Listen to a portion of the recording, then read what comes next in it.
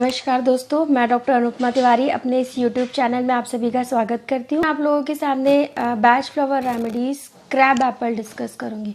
Batch flower remedy का introduction मैं अपने पहले वीडियोस में दे चुकी हूँ, तो मेरे उस वीडियोस को वॉच करिए। तो इसके पहले मैं अपनी ये बैच फ्लावर रेमेडीज़ चालू करूँ, मैं आप सभी लोगों से रिक्वेस्ट करूँगी कि प्लीज़ मेरी चैनल को लाइक करिए, सब्सक्राइब कीजिए और बेल आइकन का बटन दबाइए। तो क्रैब एप्पल मेडिसिन कैसी होती है? कई बार हम लोग ऐसे पेशेंट अपनी क्लिनिक पे आते हुए देखते हैं जो ये बोलते हैं कि हमें हाथ धोने की बीमारी है, या कई पेशेंट ऐसे सुनने में आते हैं जो ये बोलते हैं उन्हें पोछा लगाने की बीमारी है, घर में साफ़ सफाई करने की बीमारी है। तो ऐसे पेशेंट जिनके मानसिक लेवल में साफ़ सफाई बहुत कुछ हद तक रहती है, ऐसे पेशेंट को क्रैब एप्पल देकर बहुत कुछ हद तक ठीक किया जा सकता है।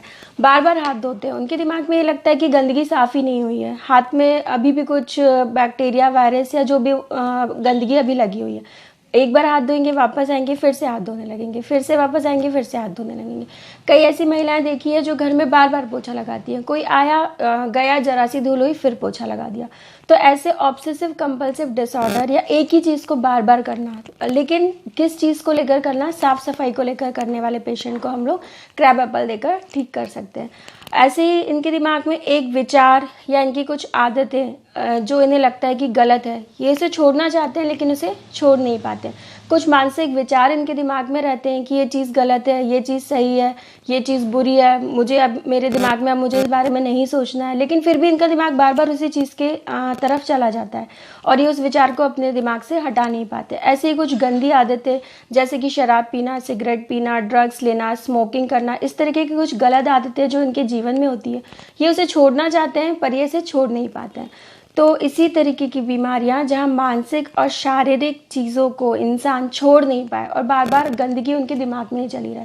कई बार ये चीज़ सही भी होती है, लेकिन कुछ हद तक कई पेशेंट के नज़र में कुछ गलत थॉट्स भी रहता है। जैसे एक माँ जो अभी अभी जिसने बच्चे को जन्म दिया, लेकिन उसे अपने बच्चे को दूध पिलाना पसंद नहीं होता है क्योंकि उसे ये सब चीज़ गंदगी पसंद नहीं रहती। एक नर्स जिसका काम ही पेशेंट के गंदी कपड़े या इन सब चीज़ों को साफ़ करना होता है, लेकिन वो इस चीज़ से घृणा करती है। एक ऐसी नॉर्मल लेडी जिसे महीने की परेशानी रहती है, जो एक नॉर्मल प्रोसेस है, जो होना भी चाहिए, लेकिन वो इन सारी चीज़ों से घृणा करती है। तो ऐसी चीज़ें जो हमारी लाइफ में कॉमन भी है लेकिन जिनसे गंदगी हो रही है और पेशेंट उनसे लिमिट से ज़्यादा ही चढ़े, वो क्रैब एप्पल की कैटेगरी में आते हैं।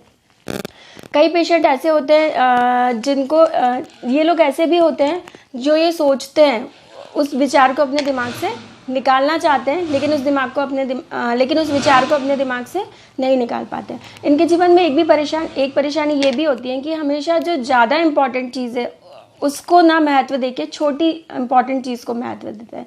जैसे साफ़ सफाई इनके दिमाग में बहुत ज़्यादा गहरी भरी हुई है, इन्होंने पोछा लगाया, इनके हस्बैंड घर में आ गए, तो इन्हें ये चीज़ ज़्यादा इंपॉर्टेंट नहीं होती है कि मेरा हस्बैंड घर में आया है, मैं उसके लिए पानी लेकर आऊँ। इनको ये ज़्यादा इंपॉर्टेंट होता है कि मेरा घर गंदा हो गया।